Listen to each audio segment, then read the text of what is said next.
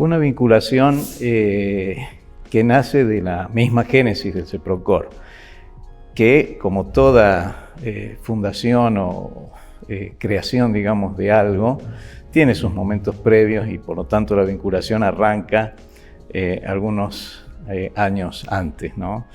Se concibe la idea y comenzamos a construirla y se sumó toda la presencia del Sistema Científico-Tecnológico de Córdoba, entonces parte del Sistema Científico-Tecnológico Nacional y el sector productivo, paulatina y gradualmente y abrazando la idea, entusiasmados, pero fue toda una utopía que nos llevó en una especie de desafío sostenido. Con Jorge y con Rubén, que vos mencionaste, hicimos todo un esfuerzo de tesón y de seguir más allá de las adversidades o del descrédito o del decir este proyecto tiene patas cortas, ¿no? Porque en realidad uno venía de la universidad donde las estructuras son rígidas, complejas, y llevar una idea netamente universitaria o con alguna experiencia previa universitaria al ámbito de la provincia, de la política y de la gestión y de los sectores productivos, donde todavía no había esa vinculación tecnológica que tenemos ahora, fue un desafío que los fuimos llevando, convenciendo a gente, tratando con gente, y bueno, desde ahí arranca mi vinculación con el CEPROCOR. Es una vinculación que fue gradualmente comprobando que las utopías, ¿no?, pueden y tienen una construcción que nace en la medida también que uno vaya creyendo y sosteniéndola y siendo flexible, ¿no? La flexibilidad es esencial en los proyectos. El CEPROCOR fue un proyecto pluralista y flexible. Fue un proyecto que nace con la democracia, ¿no? Entonces eso creo esencialmente que posibilitó a las estructuras universitarias desde donde surgimos todos nosotros una vinculación más libre, más abierta, más pluralista, más franca en el sentido de no seguir un ordenamiento jerárquico determinado de otras épocas. Es decir, con el CEPROCOR se demostró que en la universidad abierta puede hacer cosas fuera de la misma universidad.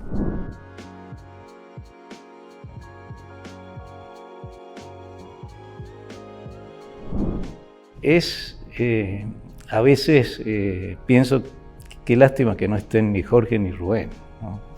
Porque la verdad que es un orgullo enorme y superó toda expectativa de aquel CEPROCOR inicial.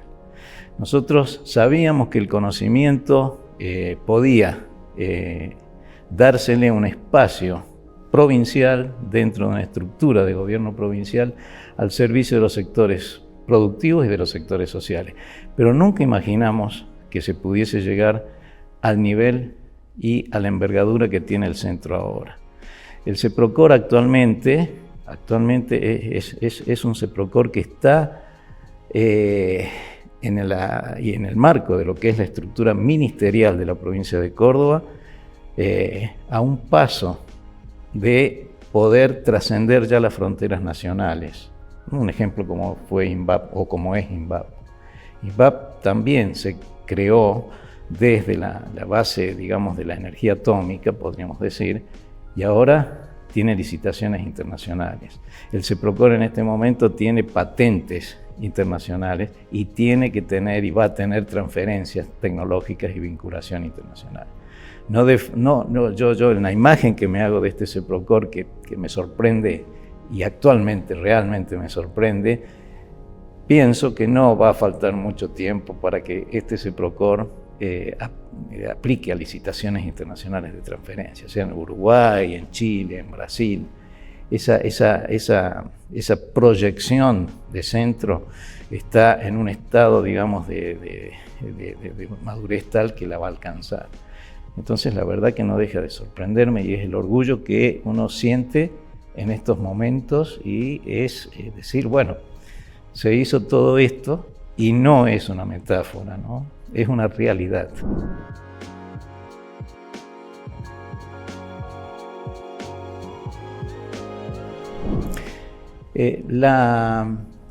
Yo creo que hay un parámetro que me parece que tendríamos que insertarlo más dentro de lo que es parámetro histórico, ¿no? Dentro de lo que es las perspectivas de crecimiento productivo, y que tienen que ver simplemente con la historia de las revoluciones industriales. Cuando nosotros hablamos de revoluciones industriales, nos quedamos esencialmente en la tercera. Y no pasamos de ahí todavía en este país. Y creo que ya estamos prácticamente en una transición entre la cuarta revolución industrial y la quinta revolución industrial. La informática y las tecnologías digitales ha cooperado muchísimo para eso. El CEPROCOR tiene que pensar ya en una estructura productiva de cuarto nivel. Nosotros arrancamos de una estructura educativa y formativa de cuarto nivel. Siempre me acuerdo, Pérez decía, el cuarto nivel es esencial, y cuando pudimos traer y formar, digamos, invitar a científicos, buscábamos ese cuarto nivel. Pero ahora el cuarto nivel de conocimiento debe pensarse cómo aplicarlo al cuarto nivel de producción, de industrialización que tiene el mundo.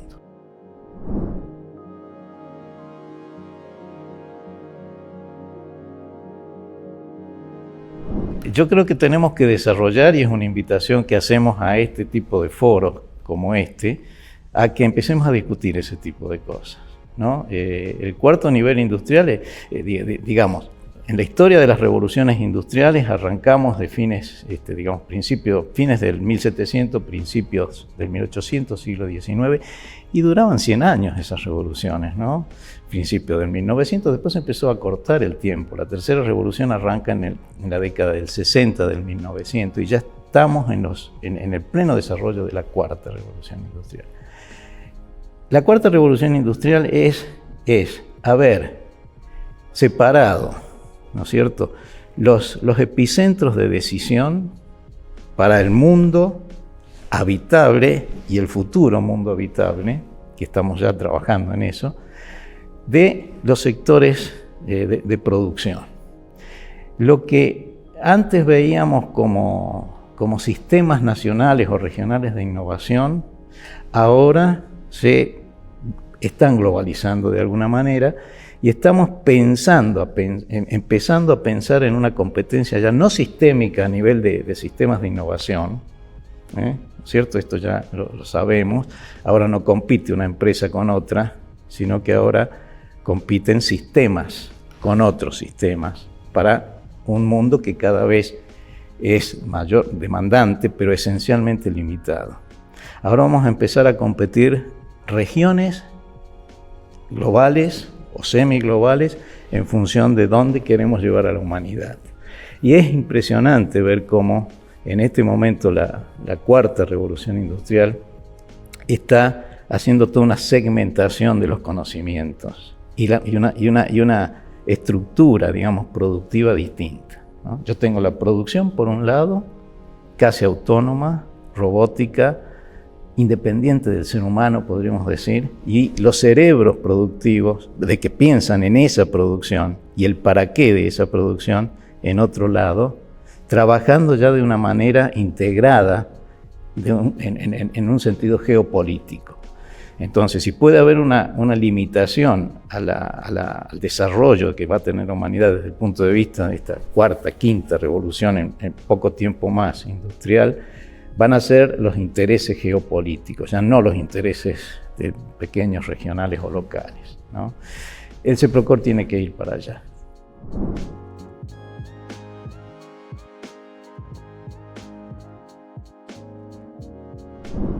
El primer desafío del sistema científico nacional es empezar a mirar de una manera menos endógena, menos competitiva a nivel interno, y dejar de pensarlo al sistema como un mecanismo de sobrevivencia del científico.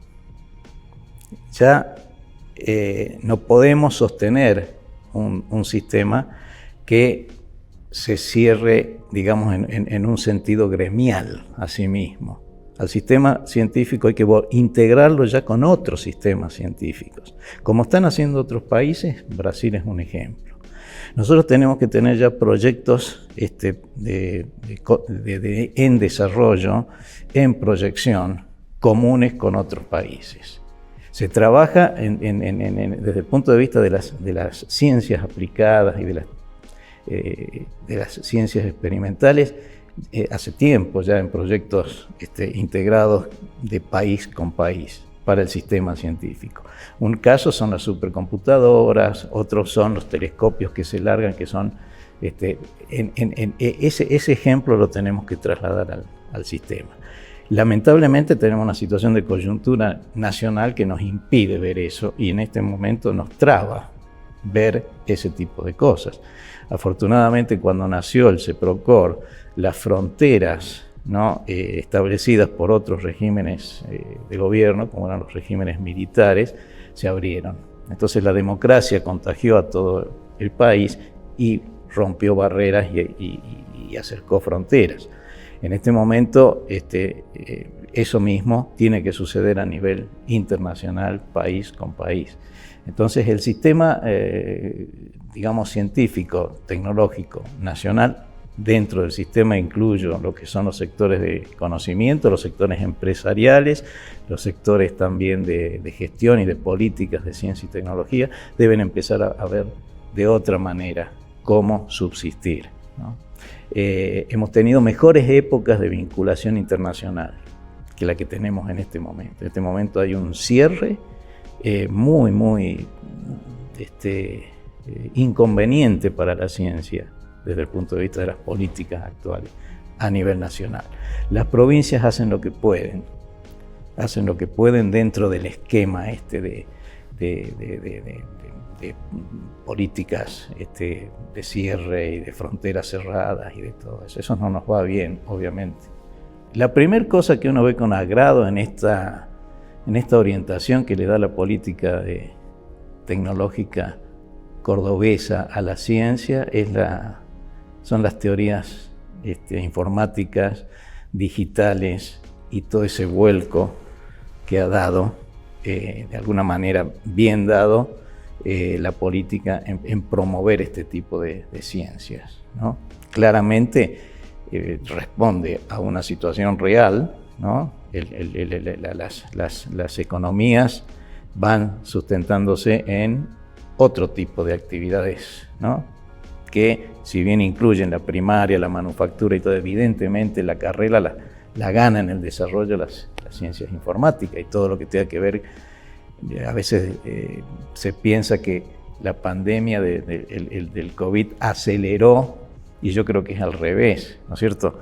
Fueron las ciencias informáticas y la conectividad que tenía el mundo y la forma integrada que trabaja que permitió que la pandemia no se perdurara mucho más años de lo que está perdurando.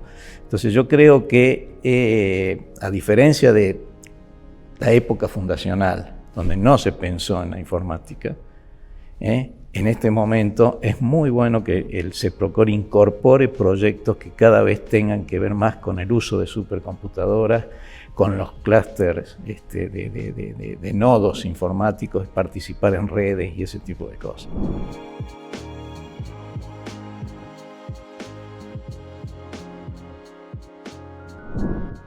Las aplicaciones de la informática están en todos los campos, ¿no? Desde las actividades primarias, en todas las disciplinas aplicables a las actividades primarias, como es la comunicación, las formas de gestión que tiene la persona en el campo, las tecnologías digitales para posicionamiento, etcétera, etcétera, hasta, ¿no es cierto?, las biotecnologías o las nanotecnologías usan ese tipo de cosas. Pero cuando uno ve cómo funciona la ciencia en otros lados, ¿no? Y vuelvo a insistir en esto de que la competencia ya no es más científico a científico enrolados en un mismo campo de acción. Las competencias ahora son nuclear grupos interdisciplinarios, vinculados esencialmente por cuestiones de tecnologías digitales, aun cuando sean grupos experimentales, ¿no es cierto?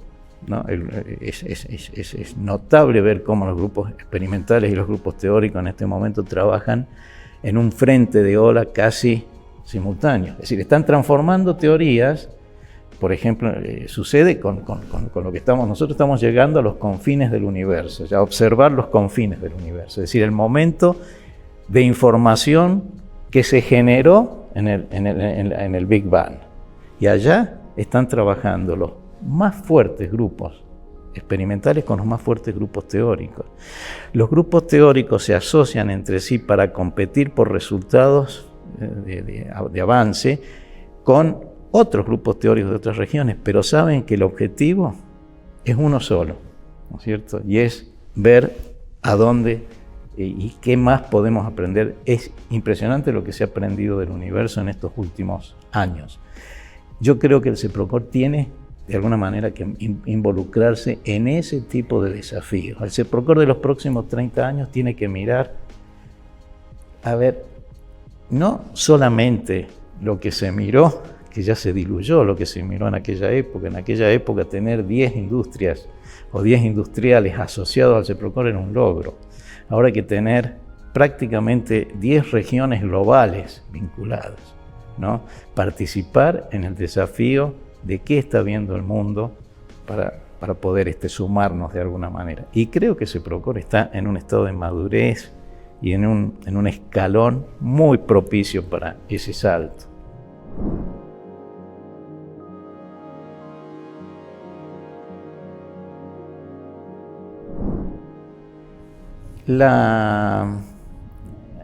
Ahí nosotros tenemos, respecto de lo que dije antes, voy a retroceder por lo menos un par de pasos hacia atrás, porque todavía estamos en ese punto,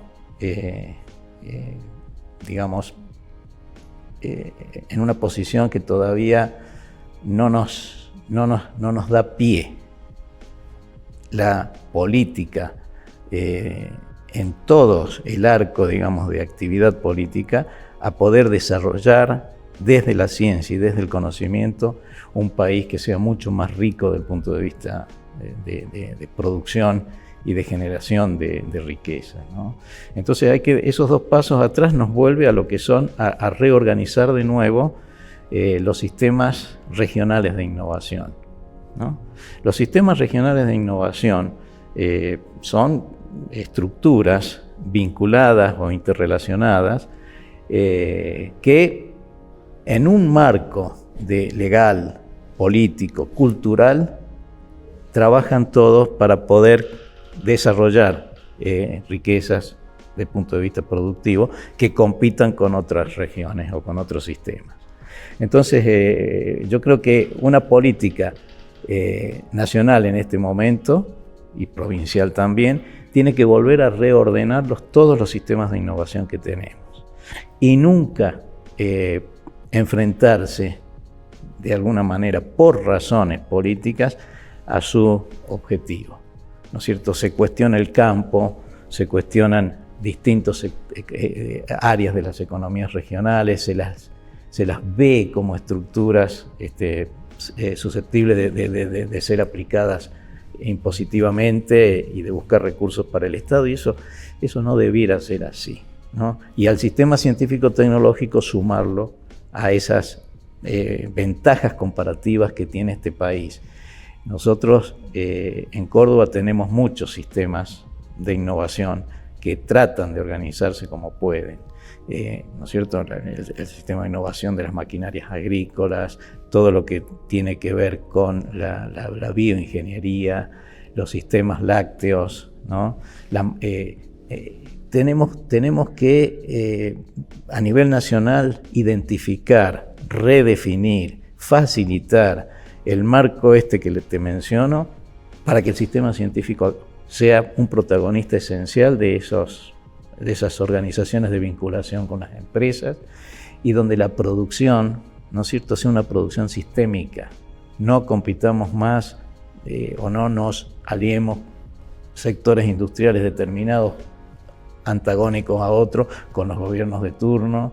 El sistema científico-tecnológico tiene que ser un ente rector para que esos sistemas realmente capten el conocimiento que se pueda generar y de una manera estructurada, cooperar y competir a la vez.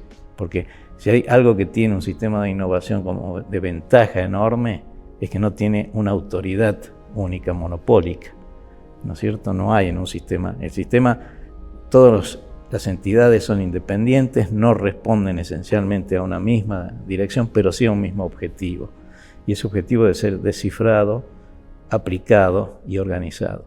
Este país sería distinto si se cumplen dos cosas desde el punto de vista de la política: identificar, reorganizar y potenciar cada uno de los enormes, digamos, de la gran cantidad de sistemas potenciales de innovación que hay, de innovación productiva, y en todos ellos incorporarlo al sistema científico-tecnológico, digamos, abriéndole así un andarivel que se inserte y que resuelva y que trate. Hasta ahora la vinculación tecnológica, que es esencial en todo esto, es casual, podríamos decir, o individual, o es punto a punto. La noción de punto a punto, que también se usó mucho en la década digamos, de los 70, de los 80 para la formación.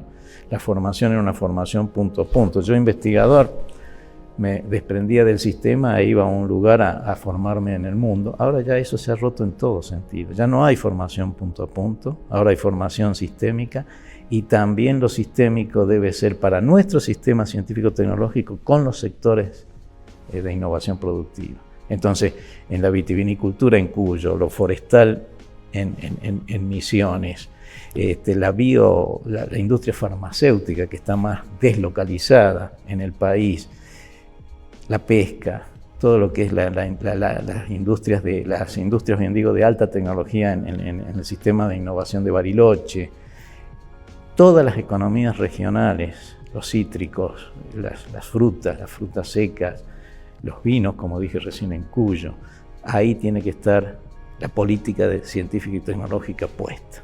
Y sin descuidar, por supuesto, lo que es la formación básica, ¿no? y la formación de científicos.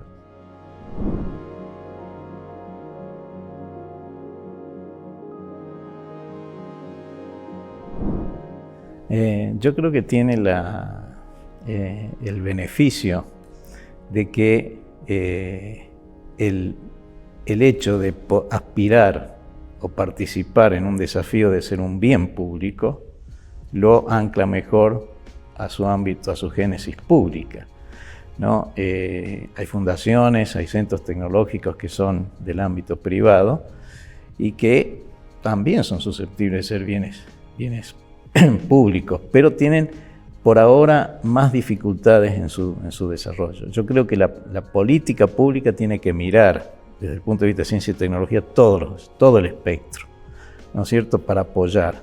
Cuando hablaba de incorporar y de facilitar el camino del sistema científico-tecnológico a los sistemas regionales, nacionales de innovación, no estoy descartando lo privado, ¿no? Lo privado debe acompañar y sumarse claramente. Pero me parece que la política pública en ese sentido es rectora, ¿no? Tiene que buscar desde sus propios, de su propia estructura e ingredientes de sistema científico-tecnológico, el desarrollo y ir sentando de alguna manera ejemplos, ¿no? Pero no me cabe duda de que así como la educación pública y la educación privada son complementos en la formación de una social, ¿no?, la ciencia y la tecnología pública y sus elementos estructurales privados también son complementos que deben de alguna manera trabajar en forma conjunta. Digamos que entre sectores privados, una empresa privada y una entidad de conocimiento privada también se suma al proceso de acordar esa transferencia o esa vinculación, hechos que responden a las economías privadas, ¿no? Cosa que cuando tenemos por otro lado el sector público en su acción de promoción bueno, quita de lado, frente a una estructura privada, algunas barreras que podrían ser o podrían impactar dentro de la economía de la empresa, ¿no? Entonces, esto indudablemente para la empresa es claramente un beneficio, pero digamos que ese beneficio hay que saberlo manejar de ambas partes, ¿no? Las acciones de promoción no tienen que dejar afuera a nadie. Quiero decir con esto que también las acciones de promoción deben ir al sector científico tecnológico privado para que facilite la relación con las empresas. Porque en realidad lo que tenemos que buscar es dónde está el mejor conocimiento. Si hay un sector empresario que no encuentra en el sector público su demanda de conocimiento, tiene que ir al sector privado, pero el gobierno y las políticas públicas tienen que actuar porque sabemos que ahí está el conocimiento. Entonces, es toda una cuestión de una mirada de grano más fino, ¿no? Desde el Estado, ¿no es cierto? Nosotros no tenemos que, como Estado, como habitantes de este Estado, que caracterizar en más o en menos si algo es público o es privado, ni siquiera con la educación. Solo tenemos que buscar la mejor educación.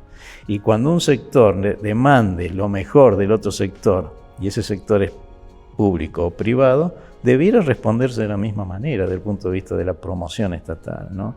La ley de innovación y fomento a la promoción en realidad se queda corto en ese aspecto, ¿no? Se queda corto, porque así como la empresa antepone una situación económica, arancelaria, podríamos decir, ante una búsqueda de un conocimiento en el sector privado, el Estado tiene que responder a esa situación de desequilibrio, tiene que atender. El Estado tiene que mirar dónde está lo mejor, y donde esté lo mejor tiene que buscar el fomento, la promoción, facilitar que ese conocimiento se transfiera lo más rápido posible al sector productivo o al sector socioproductivo, hacia la sociedad. No tenemos que mirar solamente el rótulo público o privado. Cuando se crea la Ley de Promoción y Fomento de la Innovación Tecnológica, la 23.877, en la década del 90, el sistema científico-tecnológico que se concebía en ese momento no tenía prácticamente estructuras privadas. Hay que mirar lo que era el sistema científico ponderable de ser financiado y apoyado en ese entonces y lo que es ahora, ¿no? Las ideas cambiaron, ¿no es cierto? En 25 años, aquellas políticas cambiaron.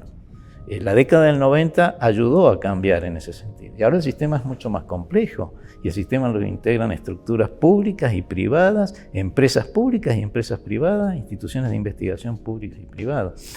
Entonces, lo que dicen estos industriales, quizás no hablemos de grandes industrias, hablemos de pymes o hablemos de emprendimientos o de startups que se están iniciando. Evidentemente, un sector público todavía que no tenga muy aceitado el proceso de promover, ¿no es cierto?, la transferencia tecnológica, tanto desde instituciones privadas como públicas, se va a anclar más en lo público, ¿no?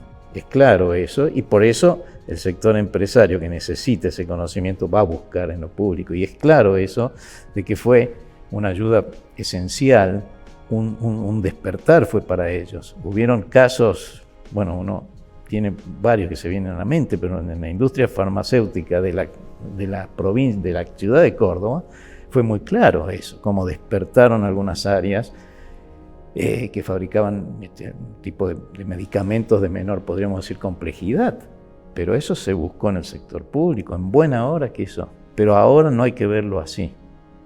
Ahora no hay que verlo así. Una gestión estatal, pública, que promueva la vinculación para la innovación productiva, tiene que mirar a todo el sistema como científico-tecnológico como una de las partes de articulación, como también tiene que mirar a todo el sistema financiero, porque nosotros a veces nos vimos limitados en nuestras gestiones con las estructuras financieras privadas, ¿no? Y seguimos todavía con alguna dificultad en ese plano.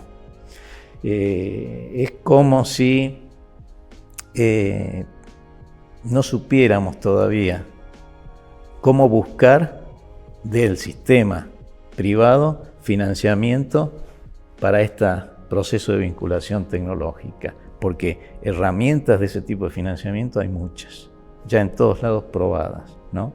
Para que el sistema de financiamiento privado sustente la investigación pública o privada para la producción, ¿no? Y no la sabemos todavía usar, hay que trabajar mucho allí, pero no creo que nunca más hay que hacer distinción entre lo que es un beneficio público hacia una estructura privada o un beneficio privado hacia una estructura pública o cosas así. La ley de innovación tecnológica se quedó chica al principio, porque no vio cómo evolucionó el sistema científico-tecnológico. Tal vez haya que modificar, y la ley tendría que prever otros instrumentos de financiamiento, y no solamente aquellos que se quedó en la década del 90, les facilita el BID, el Banco Interamericano de Desarrollo, que les dice, bueno, hay que hacer esto, porque el Banco Interamericano de Desarrollo tiene sus códigos y sus cosas para los sistemas públicos, ¿no es cierto? El Banco Interamericano presta a los gobiernos. Y nosotros tendríamos que actualizar la ley de innovación en ese sentido.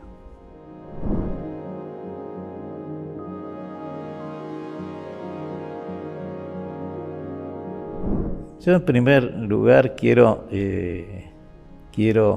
manifestar mi asombro, mi orgullo de que aquellos 10 investigadores pioneros que tuvo el CEPROCOR en su primer momento se hayan transformado ahora en 150 investigadores de primer nivel, muy bien, digamos, protegidos o amparados por el gobierno provincial y muy bien conceptuados en el ámbito del sistema científico nacional. Entonces, transmitirle a mis colegas jóvenes ahora actuales esa esperanza que hablábamos con Federico recién, esa esperanza de poder decirles que lo que están haciendo ustedes es parte de un eslabón donde la historia fundacional quedó y el futuro es lo que viene. Entonces, que vean al CEPROCOR como un enorme ámbito para desarrollar no solo sus capacidades, sino sus objetivos de vida y el de sus familias. Que empujen hacia adelante, que crean en las políticas públicas. A veces pareciera que son confusas, y no, estamos todos aprendiendo. La política pública en este momento es un elemento que está permitiendo que el CEPROCOR siga siendo democrático, siga siendo participativo, pluralista, inclusivo y solidario de alguna manera, no solamente con ellos, sino con el resto de las estructuras. Entonces, esa fe y esa esperanza que siga para adelante, porque en realidad, si uno, y ellos, posiblemente muchos de ellos vean dentro de otros 30 años, esto va a ser una cosa que no la vamos a poder creer, ¿no? De ninguna manera. Adelante para el futuro.